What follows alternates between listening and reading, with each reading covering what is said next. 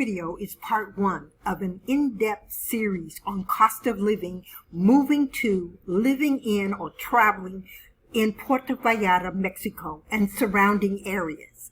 I'm Sandy Ingram, your hostess, here on Budget Retirement Options. I lived in the Puerto Vallarta area for a little over 5 years. Since that time, I have continued to travel throughout Mexico, even while spending Phase 1 and Phase 2 of the pandemic in Mexico. Be sure to subscribe to the channel. The coming videos in this series provides details on cost of living, rentals, different areas surrounding the Bay of Banderas, transportation and food costs, along with money-saving tips for expats, long-term, and snowbird travelers.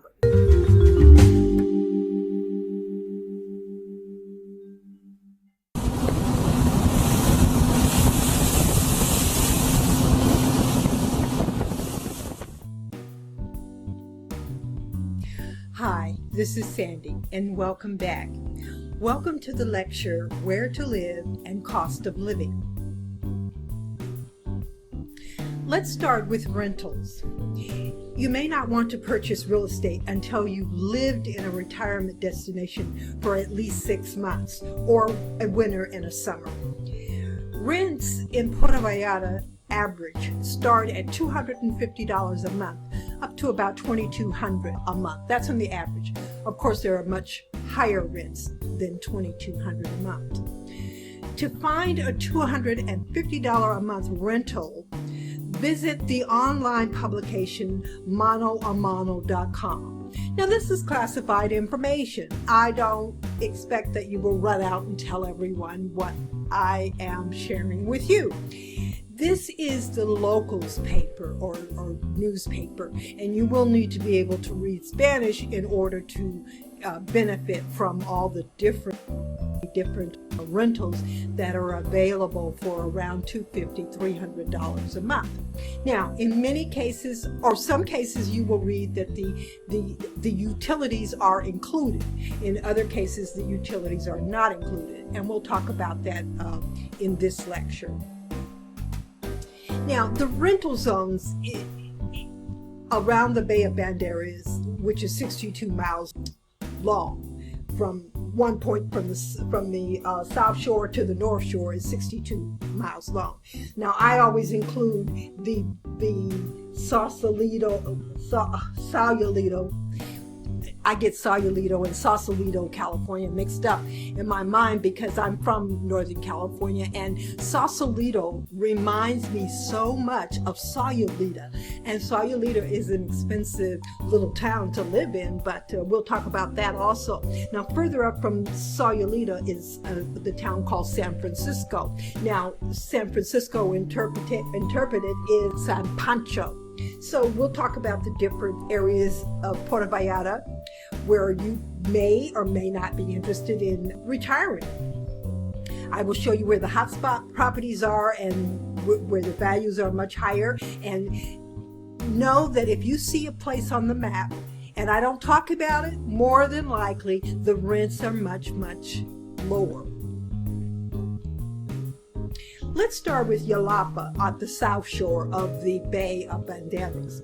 Jalapa is a beautiful little town that when you get off the boat, because you can't arrive there any other way, the only way you can get to Jalapa is on a boat. Now, someone said to me that you could walk there through the mountains, but that is not advisable. And the only way to get to Jalapa is on a boat. It's a small fishing town with a bay within the bay. It's a beautiful place, and it's fairly expensive. If you look on Airbnb,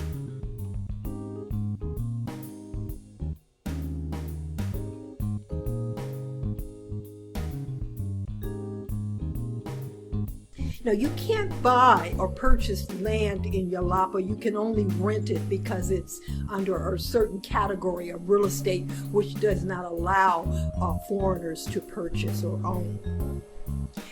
Then we have what we have called Boca de Tambalan. Now, Boca is the transportation hub where you catch the boat to all of the different places along the South Shore. And you can catch a boat from Boca de Tambalan to Jalapa.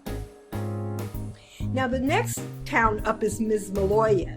Now Mismaloya also is a small fishing town, and Mismaloya is the town in which I live in. And what you will notice is that the further you get away from downtown, the cheaper the rents are. Because people don't want to catch the bus, or they don't want to have to use gas to go to town when they want to go to town. There are some drawbacks. The bus stops running at 11 p.m. So the 10:30 bus out of town is always full. But that doesn't bother me because I don't do a lot of nighttime in town. However, if you enjoy the clubs and et cetera, know that most of the entertainment is over in time for you to catch the last bus to Mismaloya and Boca. Now, also you will see this up here, this red spot, that's the main town of Puerto Vallarta. Let me show you some pictures. On the far left, you will see the main street of Jalapa. When you get off the boat in Jalapa, you just might as well turn your watch around because you're not going to need it, or you set it back 30 years because that's what's happening. This is below is the shore or the beach of Jalapa, which there's no words for it. It's gorgeous. Now here in the middle, the boat docking area where you catch the boats to go to Jalapa. Now in Boca, there's a river that runs down and joins the sea. I'm not sure, of the name of the river, but these condominiums, which are for rent, are located on the river. And the river is a very soothing sound when it's running, but sometimes it dries up in the summer months.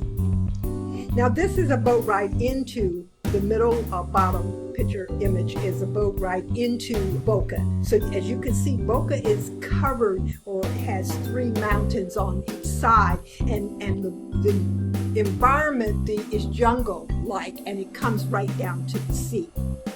Now in Mismaloya at the top right, there's a picture of the resort area, and further back in the top right image, that's the area where they filmed The Night of the Iguana, the world famous movie Night of the Iguana with Richard Burton and Deborah Carr. If you go the other way in Mismaloya, you will find the zoo. And the zoo is like no other zoo I've ever seen. It really truly is a jungle environment. And they have set it up and designed it in a way that you're safe from the animals, but it's just like you're walking through the jungle. It's a unique experience, and I highly recommend it.